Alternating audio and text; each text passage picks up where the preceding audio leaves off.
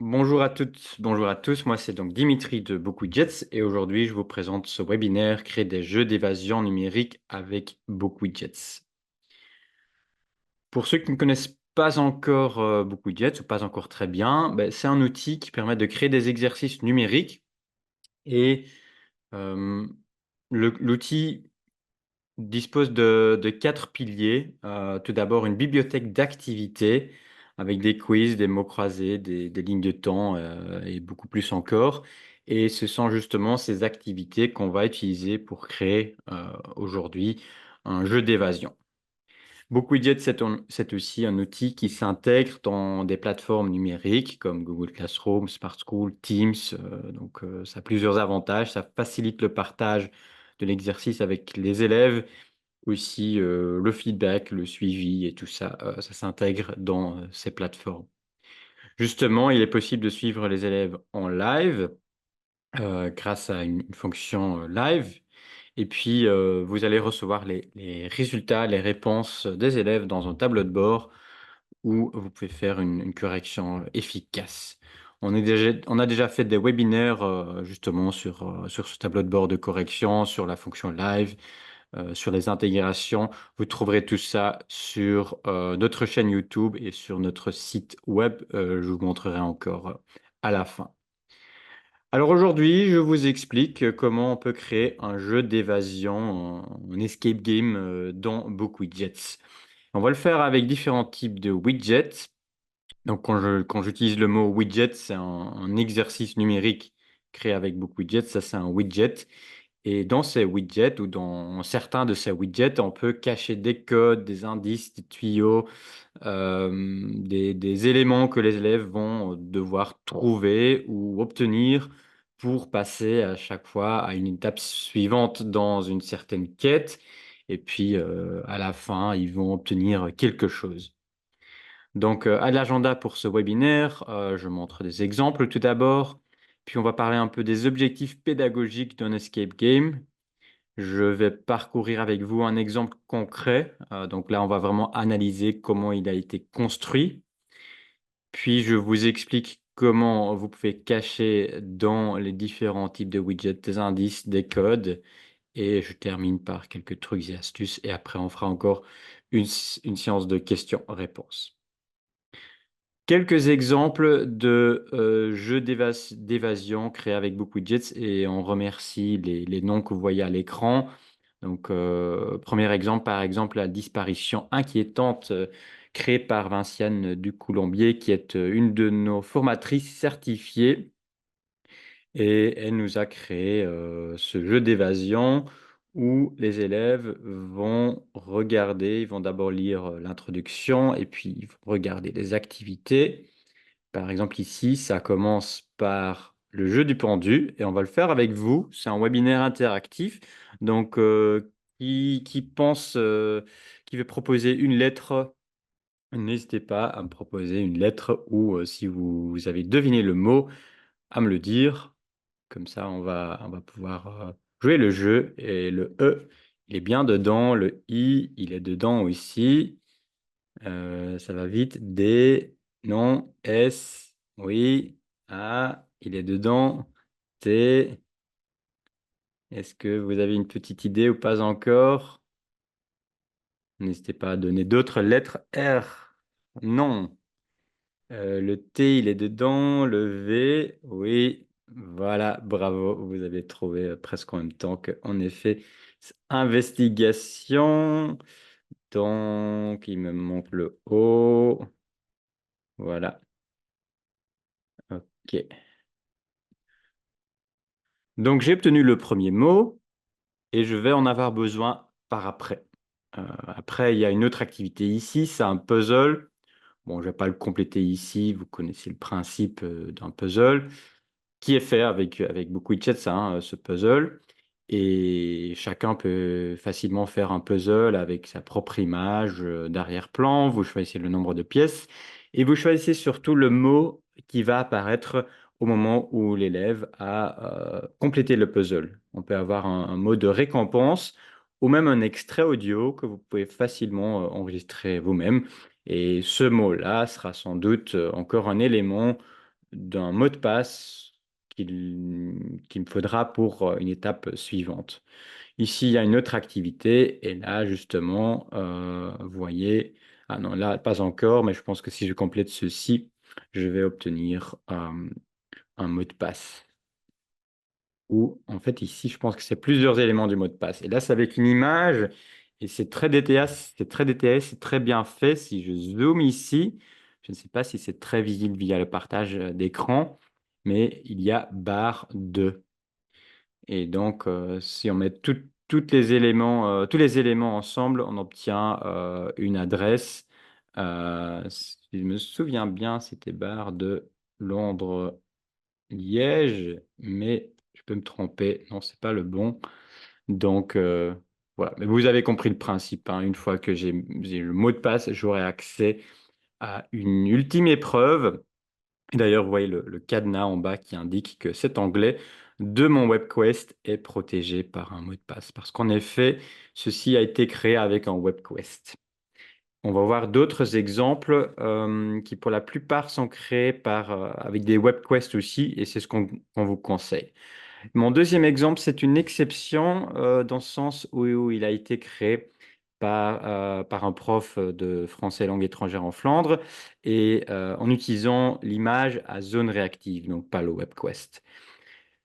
Qui a tué le directeur? Ben, je ne sais pas si les profs en général aiment bien les romans policiers et si cela explique, mais souvent dans les jeux d'évasion, c'est des thèmes liés à des disparitions, à des meurtres, etc. Donc, bon, c'est peut-être un peu aussi la période de l'année, mais on peut faire d'autres thèmes aussi, hein, pour avoir fait deux fois un vrai escape game. Une fois, c'était un braquage de casino et l'autre fois, c'était le thème du foot. Donc, ça peut être n'importe quel thème. Mais peut-être qu'avec ce type d'activité, bon, les élèves sont euh, poussés à trouver, à chercher, à jouer le rôle du détective. Et ici, c'est hyper bien fait parce qu'ils ont fait plein de photos dans leur école. Donc, ce sont de vraies photos de leur école. Bon, avec du Photoshop, bien sûr. Et donc ici, ben, les élèves ils vont devoir essayer de verrouiller le smartphone du directeur. Ils ont besoin d'un code de 6 caractères. Et pour obtenir le code, ben, ici, il y a déjà un premier élément du code. Un deuxième élément, quand je clique ici, j'obtiens un autre élément. Et je pense que voilà, en cliquant sur les clés, il y a une activité. Ici, c'est basé sur le vocabulaire. Il n'y a pas d'ordinateur, mais il y a des lunettes et il y a les clés. Voilà, et là, j'obtiens encore un autre élément ici en bas. Je vous explique tout à l'heure comment tout ceci a été créé, hein, mais donc là, j'obtiens le dernier chiffre de ce code pour verrouiller le smartphone, ce qui va après me permettre de passer à l'étape suivante, sans doute. Et ils ont même ici ajouté un indice pour les élèves qui ont du mal à trouver certains éléments. Là, je vois que par exemple, l'ordinateur, là aussi, je peux cliquer dessus. Autre exemple, lapin de Pâques en anglais. Donc là, c'est The Easter Bunny has some bad news parce que là, il a un problème à l'oreille et donc bon, il cherche un remplaçant et on demande aux élèves de faire plusieurs activités. Ils doivent trouver un remplaçant ici. Ils vont essayer de voir qui est le meilleur remplaçant pour chaque candidat. Il y a une vidéo. Ah, la vidéo n'est plus disponible malheureusement. Ici, on va voir une autre vidéo. Voilà. Est-ce que c'est un bon candidat ou pas? À l'élève de voir, il va indiquer ou retenir qui est le meilleur candidat, ou peut-être que c'est l'élève, lui, et donc il va apprendre un peu les bases de tout ce qui est relatif à Pâques. Bon, c'est un cadre, hein, ça permet aux élèves d'apprendre du vocabulaire lié notamment aux couleurs. Donc voilà, c'est un peu un décor qu'on crée dans ce jeu d'évasion pour trouver une façon un peu plus fun d'apprendre et de s'exercer au niveau du vocabulaire. Et une fois qu'il a fait toutes les étapes, il va pouvoir compléter le mot de passe ici. Voilà.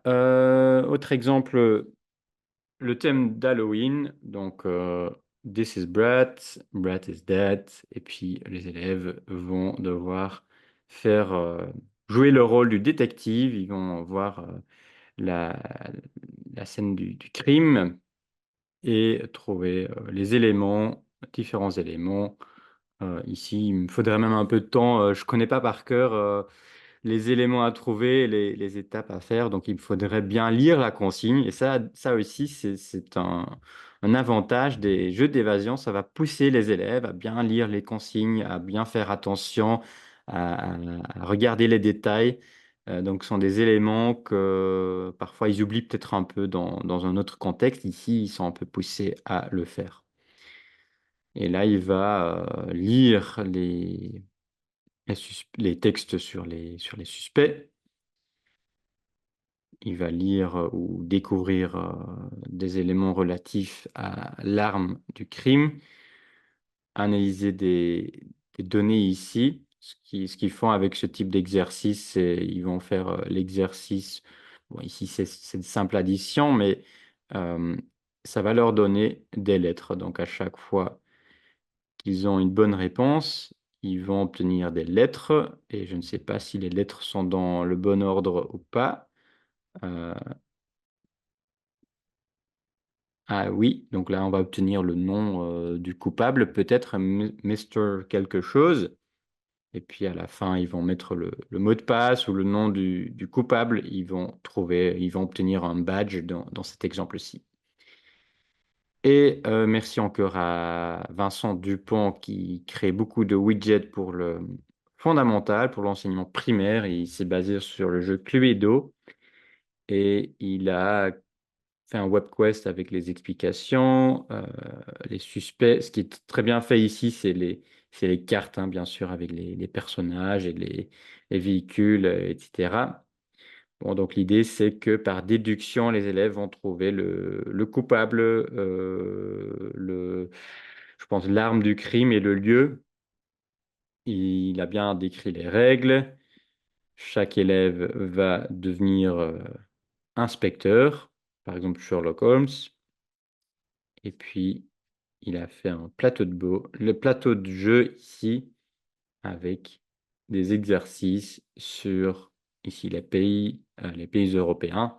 Voilà, je l'ai déjà complété tout à l'heure, ou complété, c'est-à-dire j'avais fait un essai et si on clique tout simplement sur montrer le score, ben, on va avoir le message de feedback que c'est pas assez bien, c'est pas suffisant pour obtenir des indices. Donc il faut que je réessaye et si j'obtiens un meilleur résultat, je vais peut-être obtenir le code pour l'activité suivante.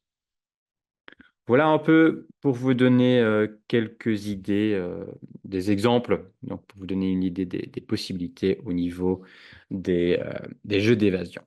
Et les jeux d'évasion, c'est fun, ce sont des activités ludiques, les élèves vont adorer, mais est-ce que ça a aussi une plus-value pédagogique?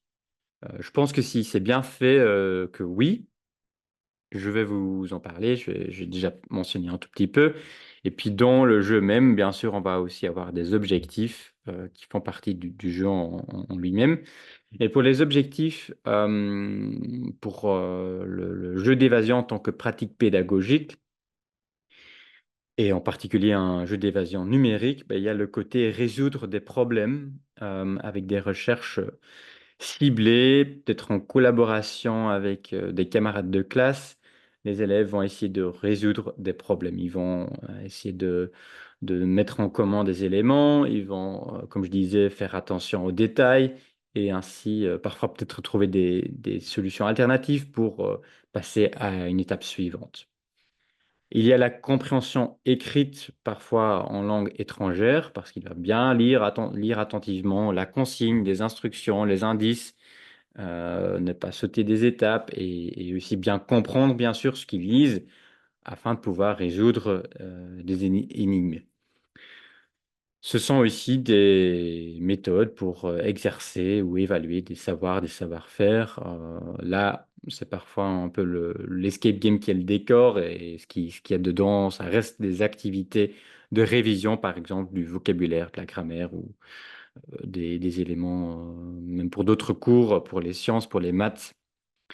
On peut travailler des thèmes spécifiques. Vous avez déjà vu des exemples. On peut faire quelque chose sur Halloween. On peut faire un escape game sur les élections aux États-Unis, si on veut, si on a la créativité et le temps. Et parfois, des chats GPT et autres IA peuvent parfois aider à inventer un scénario pour travailler des thèmes spécifiques, un peu à l'actualité. Ça change un peu du quotidien parfois. Et puis un jeu d'évasion peut être une activité d'approfondissement, parfois pour des élèves qui sont très rapides, qui ont déjà terminé les exercices de base, mais il faut faire attention que les élèves plus longs, bon, ne pas donner l'idée que c'est que les élèves rapides et les élèves qui maîtrisent déjà bien la matière, qui ont accès aux activités un peu plus fun, donc il faut prévoir aussi quelque chose pour les élèves plus lents, alors dans ce cas-ci. Dans le jeu en lui-même, on peut avoir des objectifs aussi. Ça peut être trouver un code pour ouvrir par exemple un cadenas.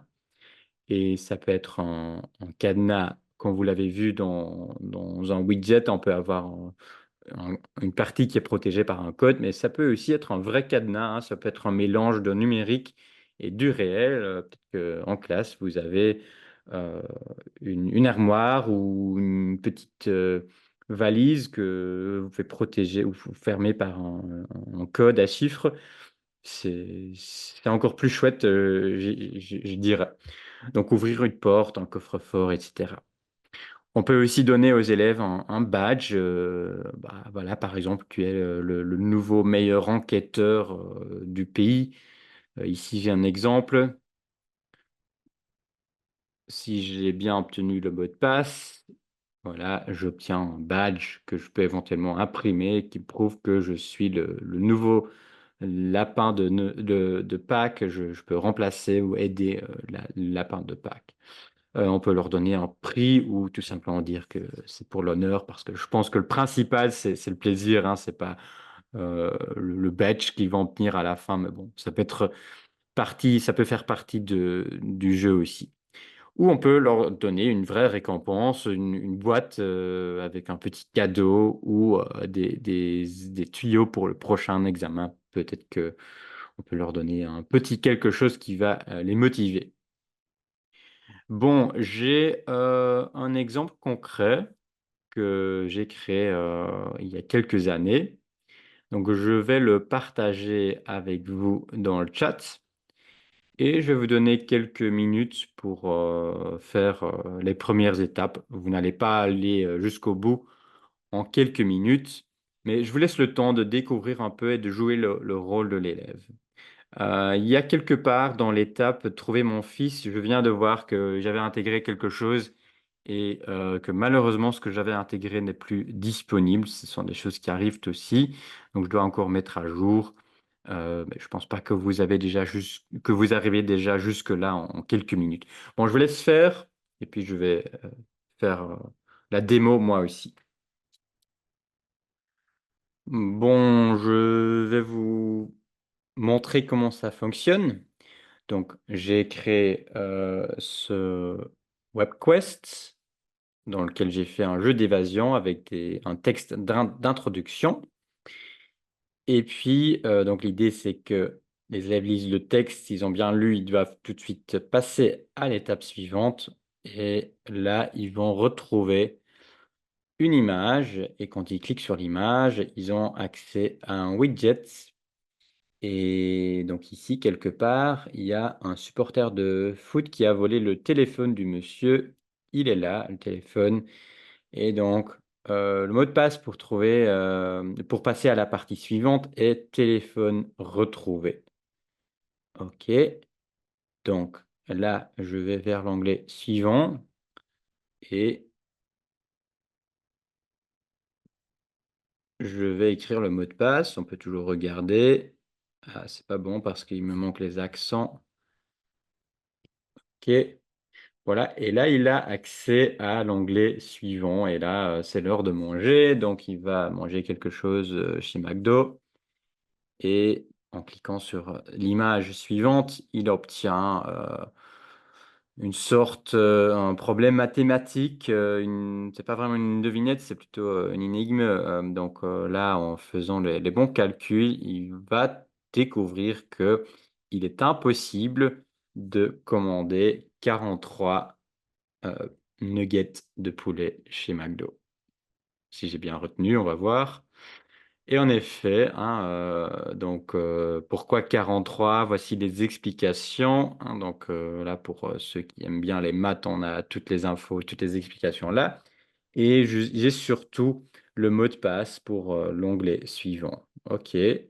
Donc, retour au WebQuest en haut à gauche. Je pourrais aussi changer le texte et écrire retour au jeu d'évasion. Et ici, écrire le mot de passe de l'étape suivante. Et voilà, là j'ai les explications supplémentaires. Comment ce jeu a-t-il été conçu? Et vous aurez le lien dans la présentation. Je vais partager avec vous la présentation par mail et vous l'aurez aussi dans le blog de BookWidget. Je vais vous montrer tout à l'heure. Mais je l'ai ici. Donc, comme vous le voyez, il y a 7 ou 8 widgets qui font partie de ce jeu d'évasion. Et puis, il y a le WebQuest qui va être le cadre dans lequel je vais reprendre tous les autres widgets. Donc, le WebQuest va servir comme cadre, comme structure, et tous les autres widgets, je les mets dedans, dans un ordre spécifique, bien sûr, avec les mots de passe, etc. Donc, avant de commencer à créer tout ça, ben, il vaut mieux prendre une feuille ou prendre des notes quelque part pour inventer déjà ou au moins créer une certaine structure de ce qu'on veut créer avec le type d'exercice qu'on veut créer. Donc, écrire d'abord le scénario avec les activités et puis les mots de passe que vous allez insérer. Et puis la création, ce n'est que la dernière étape. Et puis au niveau de la création, je commence toujours par les widgets comme les quiz, les feuilles de travail. Ici, il y a une image à zone réactive. C'est ce que vous avez vu avec le téléphone. Et puis le WebQuest, ce n'est que la dernière étape. On a fait un webinaire sur le WebQuest il y a 2 mois. L'enregistrement de ce webinaire est en ligne sur notre site et sur notre chaîne YouTube. Donc, si vous ne connaissez pas encore très bien le WebQuest, je vous invite à regarder aussi le webinaire ou l'enregistrement de ce webinaire avant de vous lancer vraiment dans les jeux d'évasion, parce que c'est un peu une base. Il faut vraiment maîtriser le concept du WebQuest avant de pouvoir créer les jeux d'évasion. Alors, je vais pas expliquer comment créer les autres types de widgets comme les quiz et les feuilles de travail parce que ça, bon, je pars du principe que vous connaissez déjà et sinon on a les webinaires qui expliquent ces widgets aussi. Si je regarde dans le WebQuest, vous allez trouver plusieurs choses. Déjà ici, il y a l'onglet à propos où j'ai fait un résumé de tous les mots de passe pour les différentes étapes. C'est pas nécessaire, mais c'est utile. Sachez que tout ce qu'on note sur l'onglet à propos ici n'est pas visible pour les élèves. Donc c'est intéressant si jamais j'ai moi-même oublié ou si un élève qui quelque part qui est bloqué, qui me demande en classe c'est quoi le mot de passe, je peux toujours venir regarder ici. Ou si jamais j'ai un collègue qui va dupliquer mon widget parce qu'il va l'utiliser avec ses élèves, il va retrouver les mots de passe ici.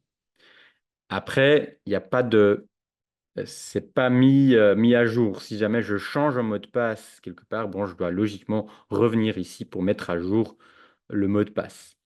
Donc c'est une petite aide, c'est pas obligatoire. Et puis il y a la partie onglet. Comme vous le savez, dans le WebQuest, on a nos onglets. Là, vous allez reconnaître ce que vous venez de voir avec mon premier onglet, le lien vers le deuxième onglet. Puis je prends le deuxième onglet. Vous avez ici l'image à zone réactive qui est intégrée. Et troisième onglet, c'est un onglet avec un mot de passe. C'est une fonctionnalité que vous n'avez peut-être pas encore utilisée, mais voilà, en bas, j'ai le mot de passe pour cet onglet de mon WebQuest. C'est une fonctionnalité qui n'existe, ça fait, je pense, un an à peu près que ça existe. Donc, c'est encore assez récent. C'est une bonne nouvelle, c'est assez pratique pour les jeux d'évasion. Avant, il fallait mettre les mots de passe dans les widgets, mais ici, c'est mieux parce que l'élève ne voit rien du tout, par exemple, de l'onglet La chasse au trésor, parce que, il n'a pas encore obtenu le mot de passe. Une fois qu'il met le mot de passe, il a accès. Donc, c'est assez facile et très pratique. On peut mettre les mots de passe ici et puis on voit rien du tout de cet onglet tant qu'on n'a pas mis le mot de passe. Voilà, et sinon, c'est assez simple. J'ai des onglets, j'ai à chaque fois un mot de passe.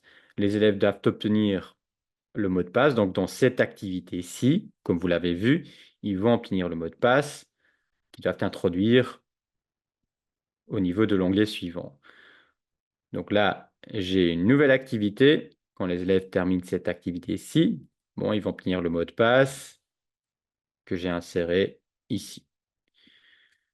Et donc pour le dernier, le dernier onglet, ils ont un mot de passe à compléter ici et qu'ils ont trouvé dans la dernière activité qui se trouve au niveau de l'avant-dernier onglet, hein. Donc si je reviens sur l'aperçu, c'est l'onglet le quiz qui va leur donner le dernier mot de passe pour l'onglet la fin.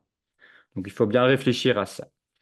Euh, voilà, je pense que c'est assez logique. Je vous ai pas encore expliqué comment donner un mot de passe aux élèves. Ça va venir après.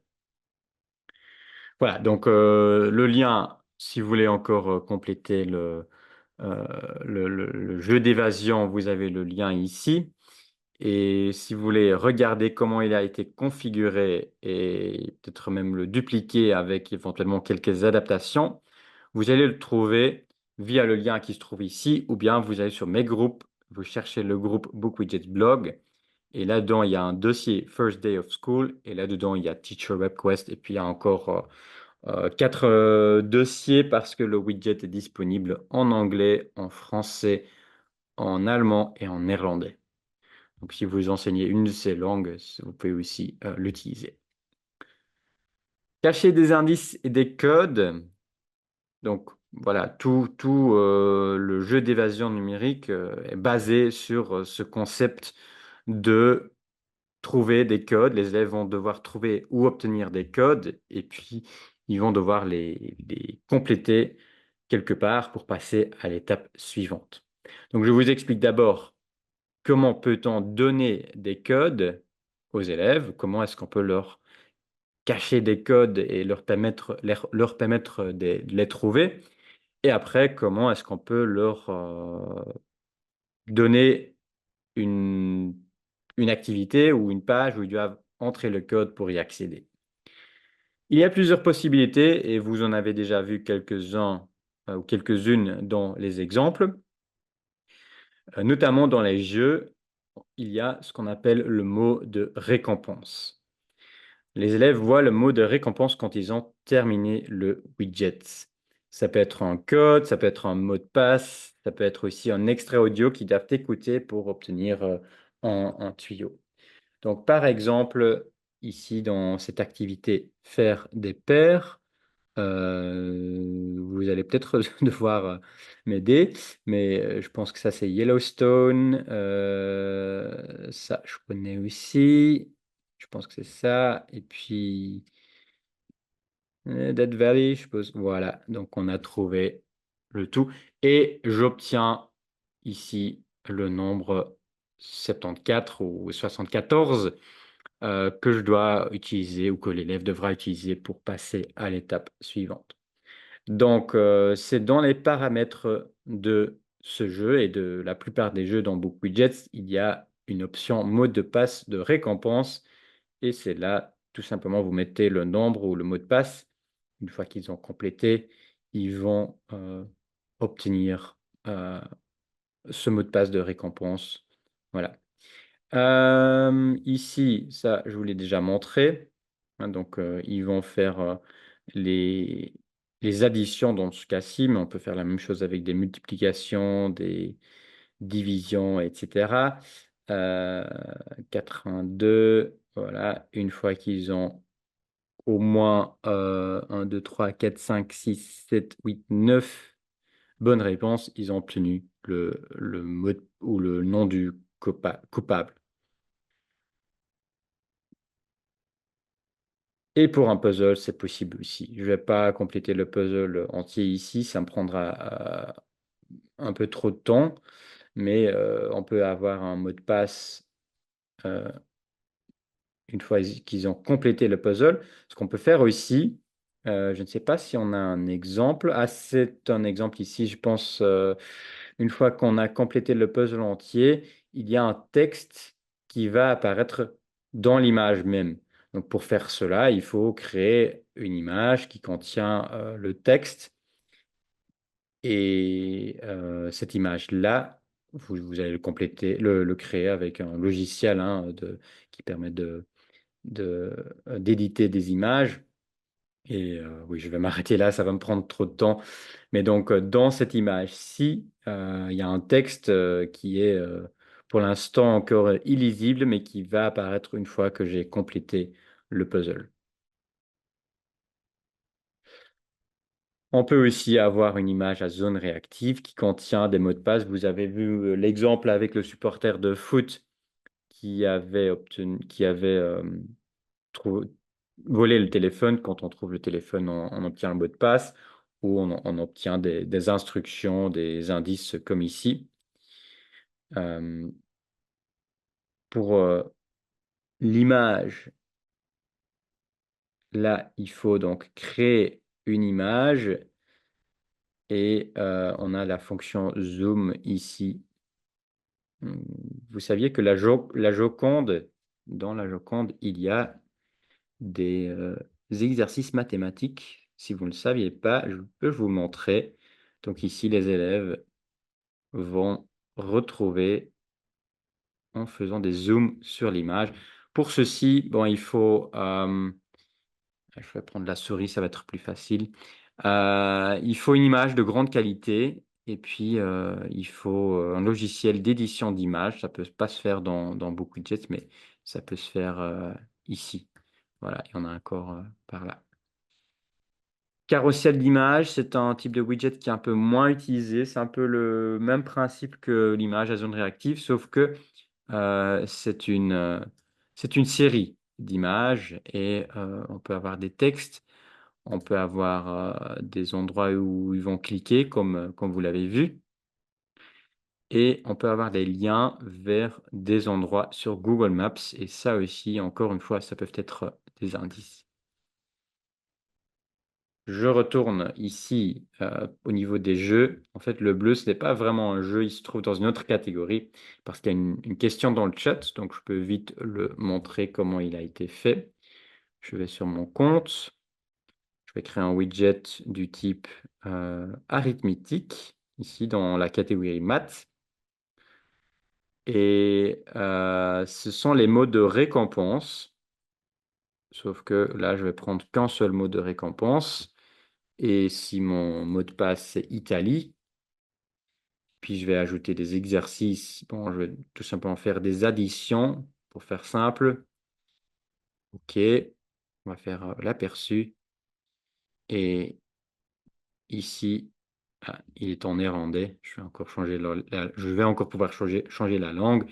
Mais vous voyez que il va obtenir le mot qui se trouve ici à droite.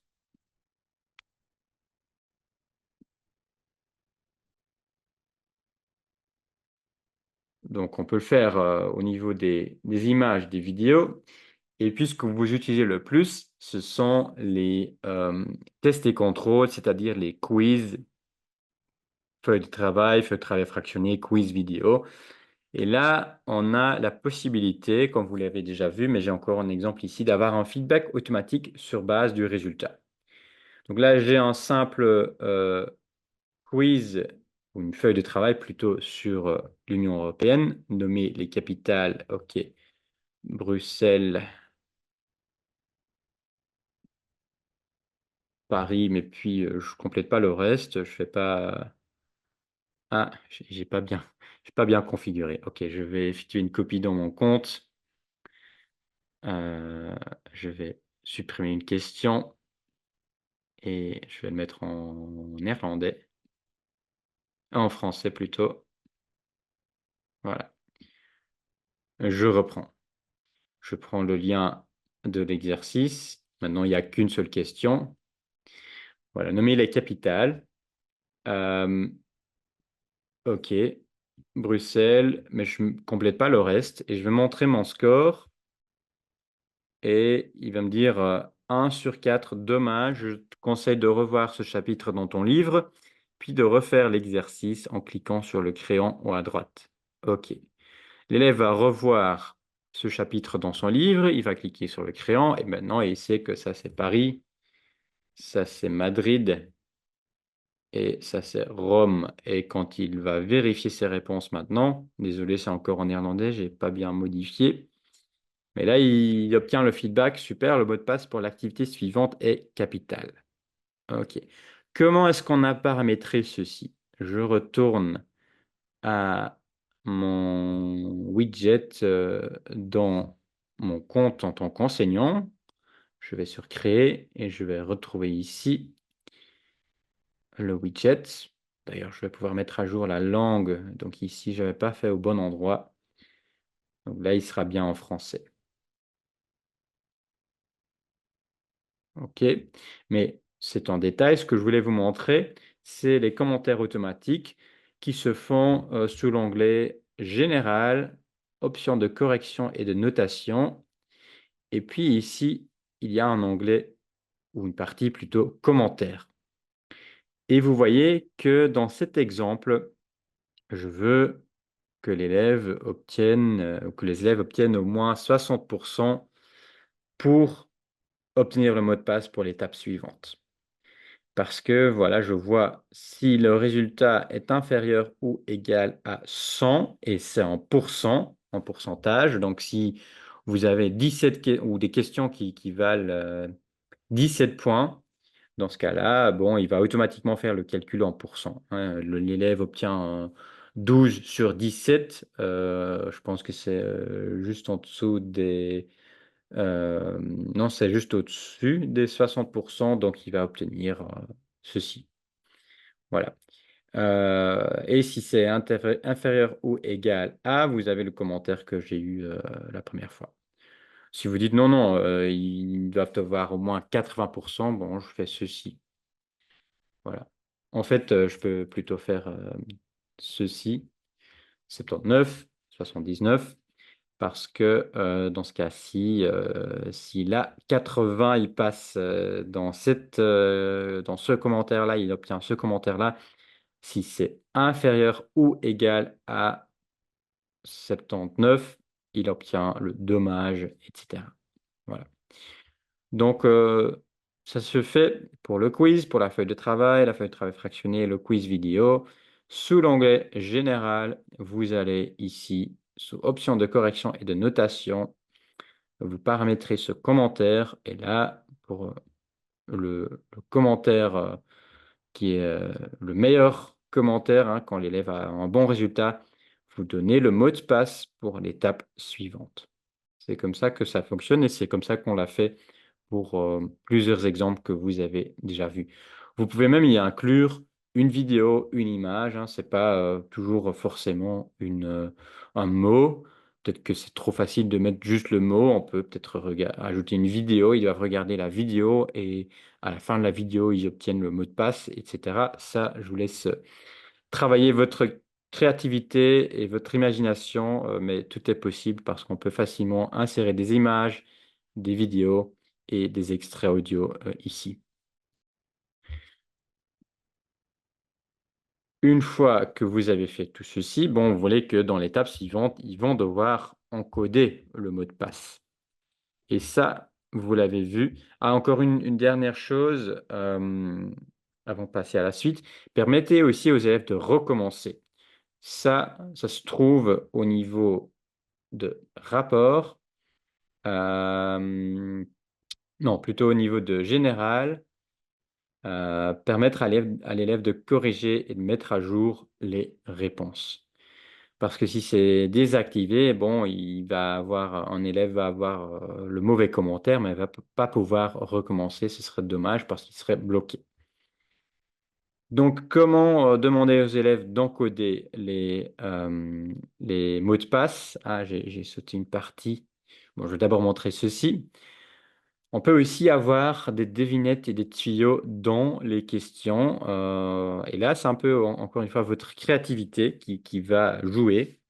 Donc ici, ils vont résoudre, c'est un peu comme des rébus, hein, ils vont résoudre Use the grid on the side to discover the secret sentence. Donc il y a toute une phrase qui est écrite ici. Je pense que là, il va devoir regarder troisième ligne, quatrième colonne ou l'inverse. Et puis pour la deuxième lettre, deuxième ligne, sixième colonne, ou l'inverse. Peut-être qu'il faut un peu plus d'explications ici, mais c'est encore une façon de proposer aux élèves une façon de trouver un mot de passe ou un code. Ici, ça fait partie de l'exemple que je vous ai montré avec ce monsieur, il s'appelait comment encore? Peter, l'expat euh, à Bruxelles. Et c'est une activité que il y avait quelques profs flamands, j'ai vu dans le public, que eux ils connaissent parce que ça vient d'un jeu télévisé très populaire qui s'appelle The Slimste Mens. L'idée ici, c'est que les élèves vont trouver des mots-clés et pour chaque mot-clé, il y a quatre mots sur ce thème, quatre mots relatifs à ce mot-clé. Dans le vrai jeu à la télé, c'est un peu plus simple parce qu'ils ont 12 mots et ils doivent en trouver donc 3. Ici, il y en a 20 et il faut trouver 5 mots-clés. Donc, par exemple, si j'ai Valley, Californie, high-tech et Facebook, le mot qu'on cherche, c'est Silicon Valley. Carnaval, Brésil, JO 2016 et c'est pas la capitale. Bon, le mot-clé qu'on cherche, c'est Rio ou Rio de Janeiro. Ici, avec les mots que vous voyez ici, je vous invite à trouver les 5 mots-clés. N'hésitez pas à réagir dans le chat si vous avez une petite idée. Il ne faut pas les donner tous les 5 à la fois. Si vous avez une petite idée, donc il y a à chaque fois 4 mots qui vont ensemble et qui vont vous aider à trouver un mot-clé. En effet, bien vu, il y a King. Et vous voyez, ça a été paramétré par l'option colorier immédiatement la réponse correcte en vert. Pas thé à la menthe, thé, tout simplement, ça suffit. Bon, si j'écris thé à la menthe, il va m'indiquer que le mot qu'on cherche, c'est tout simplement thé. Vous êtes très fort, on en cherche encore 3.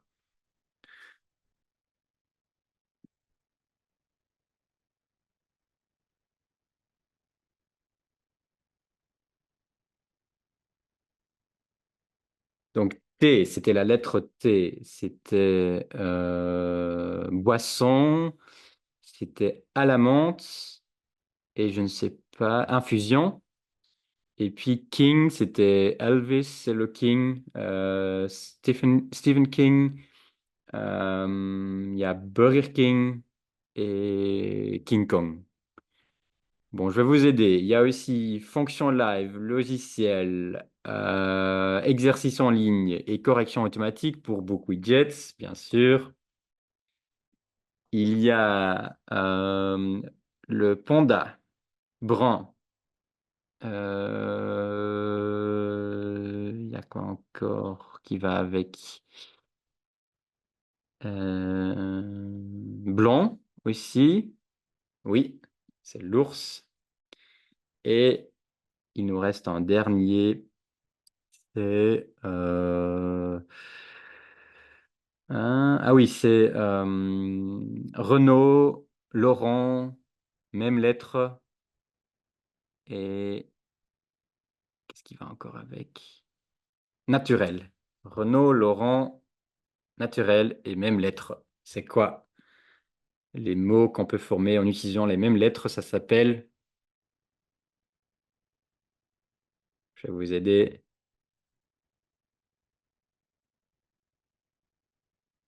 vous ne voyez pas, anagramme. Voilà. Donc ça, c'est une autre façon qu'on peut faire très bien hein, avec votre matière. Hein. Vous avez des mots-clés. Au lieu de demander la définition, vous pouvez faire ceci, vous mettez des mots qui vont avec. Je regarde un peu le timing. Ici, on a une chasse au trésor. Ce que vous voyez à gauche, c'est Google Street View intégré dans une feuille de travail fractionnée. Et donc là, on est à Bruxelles. Les élèves vont suivre les instructions. Donc ici, bien sûr, ça se base sur ce qu'on apprend dans toutes les langues étrangères, demander, expliquer le chemin. Donc là, s'ils suivent bien les instructions, vous voyez que c'est parfois pas hyper facile. Parfois, les élèves prennent leur téléphone pour regarder en même temps. Pour moi, c'est autorisé parce que ça fait partie des stratégies pour résoudre les problèmes. Et s'ils suivent bien les instructions, ils vont tomber sur Mannequin Peace. Et donc, le mot de passe pour l'étape suivante, justement, c'est Mannequin Peace. Voilà. Pour ceux qui ne connaissent pas, je pense que les Belges connaissent, mais hein, c'est une petite statue à Bruxelles. Et puis, ici, c'est une activité pour les cours de maths. Les élèves doivent indiquer différents points sur le graphique et ça va leur donner une image ou même un texte qui va être le mot de passe pour l'activité suivante. Voilà, donc plusieurs façons de donner des mots de passe aux élèves. Comment leur proposer d'introduire le mot de passe quelque part. C'est possible au niveau du WebQuest, comme vous le voyez en bas, je l'ai déjà montré. Pour chaque onglet, on a cette option mot de passe de l'onglet. Et puis aussi, dans les quiz, dans les feuilles de travail, on a cette option que je peux vous montrer. Je reviens sur mon exercice ici. Au niveau de l'onglet Général, il y a l'option mot de passe de démarrage. Je vais mettre par exemple Italie parce que l'exercice précédent avec les additions, ils obtiennent le mot de passe Italie. Et donc ici, si je mets à jour, et vous pouvez choisir s'il suffit d'encoder le mot de passe une seule fois ou à chaque fois que l'élève ouvre le widget. Et donc là, en ouvrant l'aperçu, voilà, je vais devoir encoder le mot de passe, sinon je ne vois pas l'exercice. Donc, c'est l'un des deux. Si vous introduisez, si vous intégrez un quiz dans le WebQuest, ben, vous le faites, vous configurez le mot de passe, soit au niveau de l'onglet, soit vous le mettez comme mot de passe de démarrage de votre quiz. Vous prenez l'un des deux. Ce n'est pas nécessaire de mettre les deux, ça va être un peu trop compliqué même, je pense.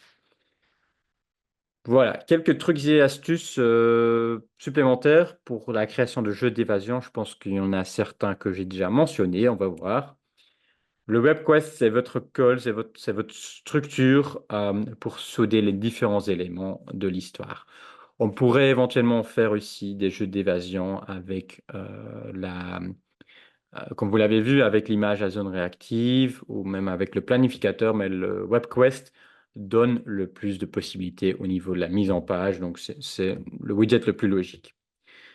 Je l'ai déjà mentionné, réfléchissez sur le parcours, créez d'abord le scénario avec les étapes, notez quelque part les mots de passe, et puis la création dans beaucoup de widgets, ce n'est que la dernière étape.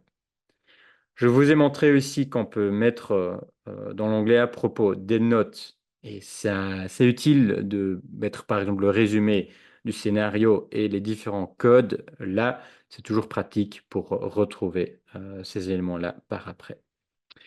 Le WebQuest est disponible dans la fonction live, c'est-à-dire vous pouvez suivre les élèves au moment où ils sont actifs sur le WebQuest, donc sur votre jeu d'évasion.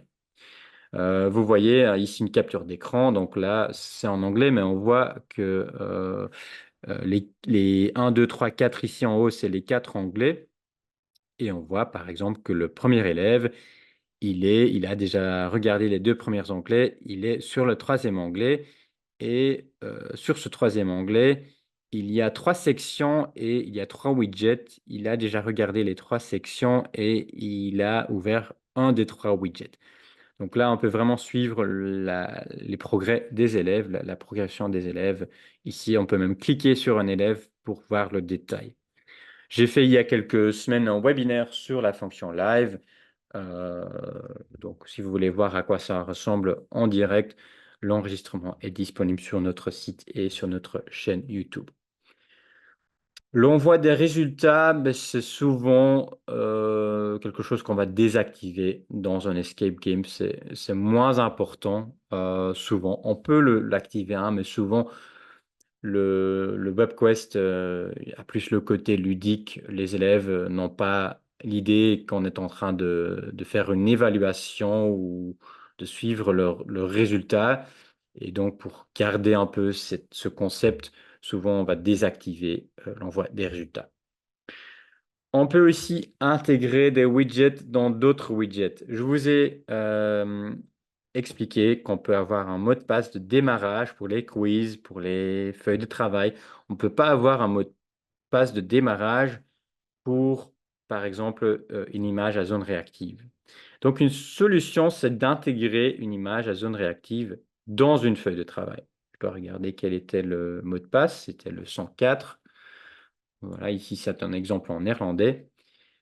Ok, donc là, il y a une valise et il va trouver quelque part. Ah voilà, il y a ici, il va cliquer ici pour obtenir euh, un mot de passe suivant, mais vous avez vu que pour ouvrir ce, ce widget, j'ai dû entrer un code et ce widget, c'est une feuille de travail ou un quiz et dans ce quiz ou dans cette feuille de travail, il y a une image à zone réactive qui est intégrée.